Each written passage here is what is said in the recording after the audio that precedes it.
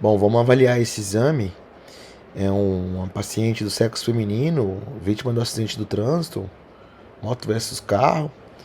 E essa paciente ela é admitida na unidade de pronto atendimento com dor torácica, paciente grave, paciente que precisa ser estabilizada para então realizar os exames de imagem. O objetivo aqui é avaliar o pneumotórax na tomografia. Então, quando a gente pega uma tomografia para observar, a gente precisa janelar bem esse exame para avaliação do parênquima pulmonar. Tá? Então, a gente utiliza a janela de pulmão, tá? Janela de pulmão, que é essa janela aqui. Vou dar uma janelada no exame, facilitar. Então, aqui eu tenho uma tomografia computadorizada no plano axial, janela de parênquima pulmonar. Bom, o que a gente observa aqui? Quando a gente vai interpretar uma tomografia no plano axial, a gente precisa aplicar um método, uma sistematização. Tá? E a primeira parte dessa sistematização é a gente se localizar no exame.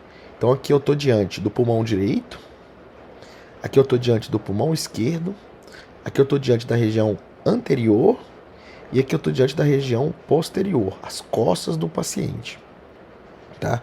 E aqui eu estou na região de cima para baixo, da região do ápice para a base. Então aqui eu já observo na árvore traqueobrônquica, que é uma estrutura radiotransparente, uma outra estrutura seria o tubo, então é uma paciente que está entubada.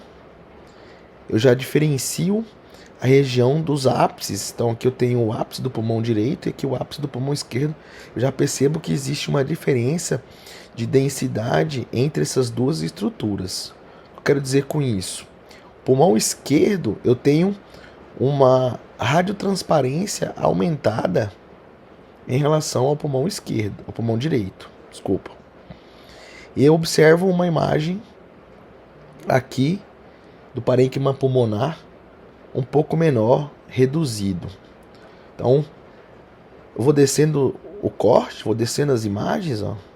Então, aqui eu estou observando a topografia da carina, bronco principal direito, bronco principal esquerdo, pulmão direito, pulmão esquerdo. E aqui mais uma vez eu continuo observando essa radiotransparência aumentada quando comparado com o outro lado. E aí, o macete aqui é, o paciente está deitado em decúbito dorsal, o ar ele tende a se deslocar para as regiões superanteriores, que é essa região.